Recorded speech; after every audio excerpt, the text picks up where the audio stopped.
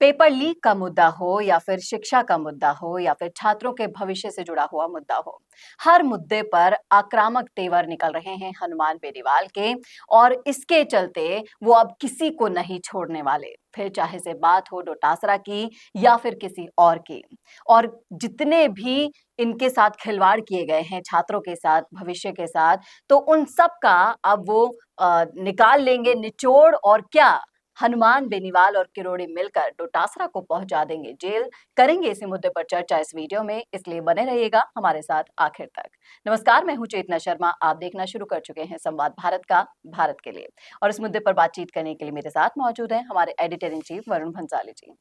तो जिस तरीके से हनुमान बेनीवाल हर मुद्दे को आक्रामक तरीके से उठाते हैं सदन में, अब वो अपना हर वो फर्ज निभा रहे हैं जिसकी वजह से उन्होंने वादे किए थे, वोट मिले उनको और जीत मिली और वो सांसद बने। अब जहां तक बात आती है सदन में मुद्दों को उठाने की, तो उन्होंने पेपर लीक से जुड़े हुए मुद्दे पर बिना नाम लिए डोटासरा को घेरने की बहुत ही बढ़िया कोशिश की थी। और कहीं ना कहीं इन सब चीजों को देखने के बाद समझ में आता है कि हनुमान बेनीवाल की नाराजगी जो कांग्रेस से है वो अभी तक बनी हुई है। और वो ना बीजेपी को छोड़ रहे हैं ना कांग्रेस को छोड़ रहे हैं, सबके ऊपर अपना निशाना साध रहे हैं। इस सिचुएशन को आप किस तरीके से देखते हैं? देखिए, समझना पड़ेगा हमें इस बात को कि गोविंद सिंह डोटासरा जो है वो कई लोगों के निशाने पर है और वो अलग-अलग वजहों से। हनुमान बेनीवाल की अगर बात करें तो उनका गोविंद सिंह डोटासरा पे निशाना लगाना बहुत सारे मामलों पे बनता है। सबसे पहला कि उमेदा राम को जो वो ले गए कांग्रेस में, उसमें हरीश चौधरी के बाद दूसरा नाम अगर है तो वो गोविंद सिंह डोटासरा का है और वो उनके दिल पर लगा इतना बड़ा जख्म है कि वो आसानी से हट ही नहीं सकता, मिट ही नहीं सकता। दूसरा, जिस तरह से गोविंद सिंह डोटासरा एक बड़े जाट नेता के तौर पे उभर रहे हैं, क्योंकि बीजेपी का प्रदेशाध्यक्ष जाट है नहीं, बीजेपी ने किसी जाट को ज्यादा तवज्जो कैबिनेट में दी नहीं, बीजेपी में संगठन में कोई जाट बहुत बड़ी तवज्जो पा नहीं रहा और ऐसे में कांग्रेस में एक मुख्य भूमिका निभा रहे गोविंद सिंह डोटासरा एक मैसेज है जाट कम्युनिटी के लिए कि हाँ, कोई पार्टी अगर जाटों के लिए बढ़िया प्रतिनिधित्व ला रही है तो वो कांग्रेस है। और ऐसे में वो एक बड़े जाट लीडर बन रहे हैं जिसको हनुमान बेनीवाल सहन नहीं कर सकते और उनको इसलिए भी उनको डिफीट करना है। अब तीसरा लॉजिक हमें समझना पड़ेगा, गोविंद सिंह डोटासरा जिस तरह से विधानसभा के अंदर पूरे छा रहे हैं, जिस तरह से लोकसभा में कैंडिडेट सिलेक्शन को लेकर छा रहे हैं, सचिन पायलट का साथ देने को लाकर छा रहे हैं, सब कुछ पॉजिटिव ही पॉजिटिव हो रहा है, तो उन्हें राजनीतिक रूप से डिफीट करने के लिए उनके पुराने जो कर्मकांड हैं उसको उठाना पड़ेगा। और वो हनुमान बेनीवाल के लिए तो कहीं ना कहीं बेनिफिशियल है ही, क्योंकि बढ़ता हुआ एक जाट नेता उससे आगे ना निकल जाए ये उनको देखना है। लेकिन आप बीजेपी की तरफ से सोचिए कि एक तरफ बीजेपी जहां नीट के मामले में, पेपर लीक और इन सब मामलों में केंद्र में फंसी हुई है, दूसरी तरफ जहां राजस्थान में बीजेपी किरोड़ी के मामले में, लोकसभा में कम सीटें लाने के मामले में और बहुत सारे मामलों में अटकी हुई है, उनको कोई मुद्दा चाहिए जिससे वो राजस्थान समेत केंद्र में कांग्रेस को बहुत बुरी तरह से लताड़ सके। और वो मुद्दा भी कहीं ना कहीं ये पेपर लीक मुद्दा ही है राजस्थान का, जिसमें अगर बड़े मगरमच्छ पकड़े जाते हैं, जिसमें गोविंद सिंह डोटासरा भी होता है, तो बीजेपी के पास उपचुनाव से पहले भी एक बहुत बड़ा मुद्दा हो जाएगा कि आप तो अभी तक नीट को लेकर बात कर रहे थे जिसके कोई खास सबूत भी नहीं है, लेकिन देखिए रीट समेत दूसरे राजस्थान के पेपर्स जिसमें सीधा सीधा कांग्रेस के उस वक्त के शिक्षा मंत्री शामिल थे, आप गोविंद सिंह डोटासरा के खिलाफ केस बनाने निकलेंगे। तो पेपर लीक एक चीज है, आरएस रिश्तेदारों को आरएस बनाना दूसरी चीज है, ट्रांसफर तीसरी चीज है, कई सारे मुद्दे निकल सकते हैं। और किरोड़ी लाल मीणा ने कई सारी चीजों के सबूत भी दे दिए हैं, लगभग 150 से ज्यादा गिरफ्तारियां पेपर लीक में ऑलरेडी हो चुकी है।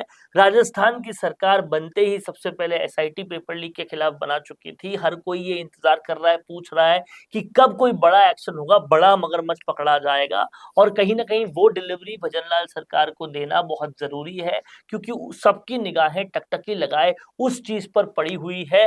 वो चीज होती है, बड़े मगरमच्छ फंसते हैं, तो बीजेपी अभी तक जितने बीजेपी के पाप है वो धुल जाएंगे और बीजेपी जो है वो वापस से राजस्थान में बड़े तौर पे स्टैंड कर पाएगी, क्योंकि विद्यार्थी वर्ग उनके साथ आ जाएगा। लेकिन अभी तो फिलहाल ऐसी बातें हो रही है कि बीजेपी वैकेंसी नहीं निकाल रही, बेरोजगारों के लिए ये भी वैसा ही कर रही है जैसा कि कांग्रेस किया करती थी। डोटासरा भी विधानसभा में कई मुद्दों पर घेर रहे हैं। तो फिलहाल बीजेपी से लेकर हनुमान बेनीवाल से लेकर सबको जरूरत है कि बड़े मगरमच्छ पकड़े जाएं, और उसके लिए सबूत ऑलरेडी है, क्योंकि बीजेपी ने सबसे पहला वादा ही ये किया था। किरोड़ी लाल मीणा अभी बहुत सारी वजहों से थोड़े साइलेंट हैं, लेकिन आपने देखा होगा इससे पहले जो किरोड़ी लाल मीणा एक्टिव हुए थे वो एसओजी के पास जाकर पेपर लीक के सबूत देने में ही हुए थे, इसलिए वो पेपर लीक को लेकर बहुत संजीदा है। और कहीं ना कहीं डोटासरा अगर किसी तरह से फ्रेम होते हैं और किसी तरह से वो बिहाइंड द बार जाते हैं, तो ये हनुमान बेनीवाल, किरोड़ी लाल मीणा और भाजपा तीनों के लिए ही एक विन विन सिचुएशन होगी। जी, इसी के साथ-साथ अगर हम इसका दूसरा सिक्के का एक पहलू तो आप बहुत अच्छे से समझा चुके हैं। अगर इसका दूसरा पहलू हम देखें, तो एक जो गठबंधन की सरकार है, कांग्रेस की और आरएलपी का जो गठबंधन हुआ है, उसके तहत अब 5 साल ये गठबंधन चलेगा, नहीं चलेगा या फिर ऐसी तकरारें होती रहेंगी, क्योंकि हनुमान बेनीवाल तो चुप बैठने वाले नहीं हैं। वहीं उनका जो 36 का आंकड़ा डोटासरा से दिखाई दे रहा है या फिर डोटासरा पायलट की जोड़ी से भी दिखाई दे रहा है, तो उसको लेकर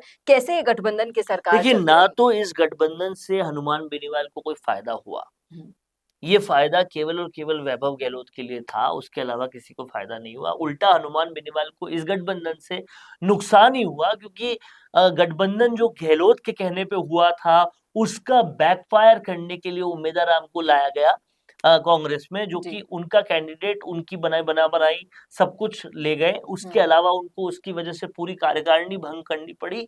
तो ये तो उस पूरे गठबंधन के कांड से दुखी ही है। हुँ, और उसके बाद उनको बैठकों में नहीं बुलाना और भी हजार चीजें हुई, जिसकी वजह से हनुमान बेनीवाल कांग्रेस से पूरी तरह से खफा है। जी। और 5 साल तो छोड़िए, इस उपचुनाव में गठबंधन रहेगा कि नहीं रहेगा, ये भी प्रश्नवाचक चिन्ह है हुँ, कि ये होगा कि नहीं होगा। तो हनुमान बेनीवाल तो इस गठबंधन के साथ खुश नहीं है, वो ज्यादा खुश नजर आ रहे हैं इससे पहले जो उनका विधानसभा में गठबंधन हुआ था आजाद समाज पार्टी के साथ, उनके साथ ज्यादा खुश नजर आ रहे हैं। आप लोकसभा के फुटेजेस देखेंगे तो पता चलेगा कि दोनों में काफी अच्छा एक केमिस्ट्री देखने को मिल रहा है। तो साफ और सीधी सी बात है कि ये गठबंधन तो हनुमान बेनीवाल को पहले दिन से ही नहीं पच रहा था, जी। और ना ही अब जो कांग्रेस में राजस्थान में पावर्स हैं, चाहे वो डोटासरा हो या सचिन पायलट हो या हरीश चौधरी हो, इन लोगों को जम रहा है। तो जब तक दोनों को ही नहीं जमेगा तो आगे कैसे बढ़ेगा? बहुत सिंपल सी बात है। और अभी हनुमान बेनीवाल ने जैसे इशारे किए हैं कि वो खिवसर के अलावा भी उपचुनाव में और सीटें चाहते हैं, और उन्होंने टोंक देवली की तरफ इशारा किया है, जो कि सचिन पायलट का गढ़ है। अगर ऐसा होता है, जो कि नहीं हो सकता, सचिन पायलट की सीट पर आरएलपी से गठबंधन संभव नहीं है, हुँ।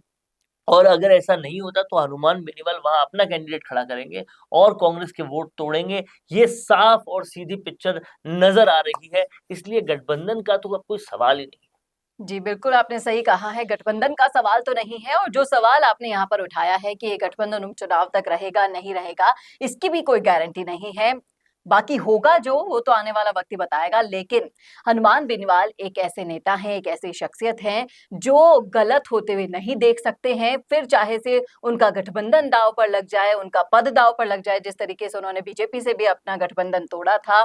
तो बहुत सी ऐसी चीज़ें हैं जिनके साथ वो खड़े हैं, आवाज़ वो अपनी हमेशा बुलंद रखेंगे, फिर चाहे से सामने डोटासरा सरीखे नेता ही क्यों ना खड़े हों। और किस तरीके से अब ये सारे मुद्दे जिस तरीके से भुना रहे हैं बेनीवाल, वो डोटासरा के लिए आफ़त बनने वाले हैं आने वाले वक़्त में, ये तो आने वाला वक़्त ही बताएगा। लेकिन अगर आपने देखा है ये पूरा वीडियो, तो बताइएगा ज़रूर इस मुद्दे पर आप क्या सोच रहे हैं कि क्या बेनीवाल और किरोड़ी मिलकर डोटासरा को पहुँचाकर रहेंगे जेल? आपकी क्या राय है? लिखिएगा ज़रूर कमेंट बॉक्स में। कैसा लगा वीडियो बताना ना भूलिएगा और ऐसे और वीडियोज़ के लिए देखते रहिए संवाद भारत का, भारत के लिए। नमस्कार।